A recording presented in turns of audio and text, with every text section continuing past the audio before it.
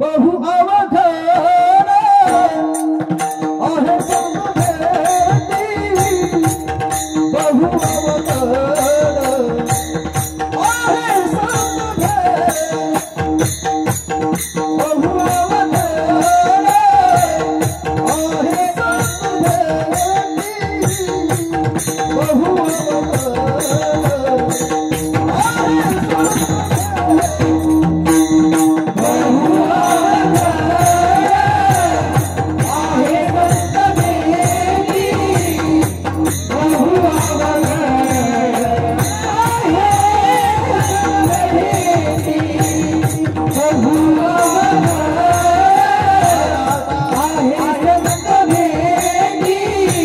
बहु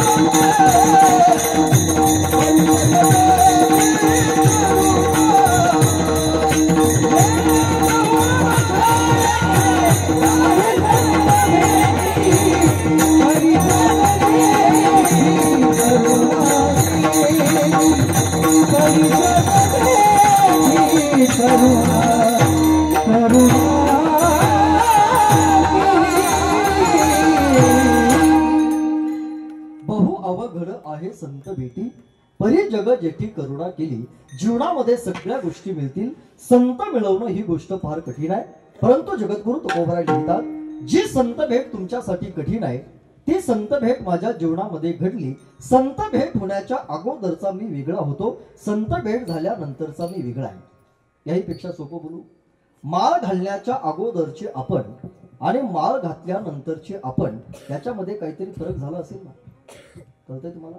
माळ घालण्याच्या अगोदर कुठेही गेलं तरी चालत होतं, माळ घालण्याच्या अगोदर कुठेही बसलं तरी चालत होतं, माळ घालण्याच्या अगोदर काहीही खाल्लं तरी चालत होतं, माळ घालण्याच्या अगोदर काहीही पिलं तरी।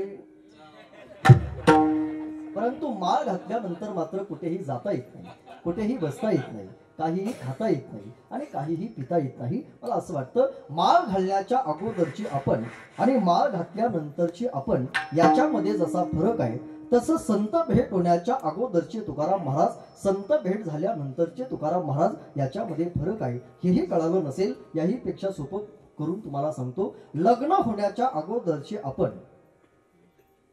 त्याचं बोलणंच पाहिजे का, आणि लग्नानंतरचे आपण याच्यामध्ये काहीतरी फरक झाला असेल ना?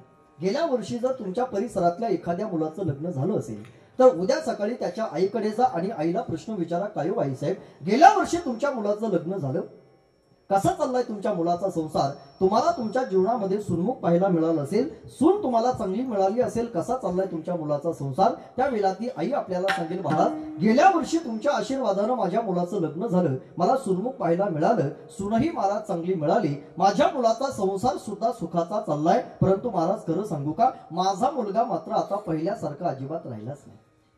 म्हणजे त्याच्यामध्ये काय झाला, बदल झाला. लग्न होण्याच्या अगोदरचा आपला मुलगा, लग्नानंतरचा आपला मुलगा याच्यामध्ये जसा फरक आहे, अर्थात माळ घालण्याच्या अगोदरची आपण, माळ घातल्यानंतरची आपण, याच्यामध्ये जसा फरक आहे, त्याचं संत भेट होण्याच्या अगोदरचे तुकाराम महाराज आणि संत भेट झाल्यानंतरचे तुकाराम महाराज याच्यामध्ये सुद्धा फरक आहे. हेही पटलं नसेल, कळालं नसेल तर दोन प्रमाण मी तुम्हाला सांगतो, म्हणजे तुम्हाला कळेल. माझं पहिलं प्रमाण आहे तुका म्हणे चिंता वाटे, आणि माझं दुसरं प्रमाण आहे अवघी चिंता वारली. याच्यातला छोटासा फरक असा आहे, जगद्गुरु तुकोबराय असं म्हणतात, जोपर्यंत मला संतांची भेट झाली नव्हती तोपर्यंत मला चिंता वाटत होती काही मी उद्धार पावेन. ज्या दिवशी मला संतांची भेट झाली त्या दिवसापासून अवघी चिंता वारली. मला ज्यावेळेला हे प्रमाण माझ्या डोळ्यासमोर येतं, ऋषिकेश महाराज अवघी चिंता वारली, मला नेहमी असं वाटतं अवघी चिंता वारली असं लिहिण्याऐवजी तुकाराम महाराजांनी जर अवघी चिंता निघून गेली असं जर लिहिलं असतं तर काही फरक पडला असता. शब्दातही बसत होतं, त्याला सुनील महाराज चाल सुद्धा व्यवस्थित लावता आली असते आपल्याला. मग अवघी चिंता वारली लिहिण्याऐवजी तुकोबरायांनी अवघी चिंता निघून गेली असं का लिहिलं नसेल? गमतीनं तुम्हाला उत्तर देतो म्हणजे तुम्हाला कळेल. 350-400 वर्षापूर्वी तुकाराम महाराजांना असं वाटलं असेल, निघून गेलेली 8 दिवसामध्ये पुन्हा वापस येऊ शकते. मी चिंतेबद्दल बोलतो बरं, तुम्ही दुसरीकडे जाऊ नका. निघून गेलेली चिंता 8 दिवसामध्ये वापस येते, परंतु चिंता जर जळाली, चिंता जर मेली, चिंता जर वारली तर ती जीवनामध्ये परत कधीही येत नसते. आणि मला असं वाटतं चिंता नाही असा या जगात माणूस नाही. आता एवढे तुम्ही कीर्तनामध्ये आहात, एकही चिंता आपल्या जीवनामध्ये नाही असा एकही माणूस कीर्तनामध्ये नाही. प्रत्येकाला कुठली ना कुठली चिंता आहे. आता एवढ्या प्रेमानं जरी तुम्ही कीर्तनाला उपस्थित असाल तरी आता तरी तुम्हाला सगळ्यांना एकच चिंता आहे, महाराज कीर्तन कधी संपवतील. आणि मला एकच चिंता आहे, कीर्तन सुटल्यानंतर डॉक्टर साहेब मला किती देतील.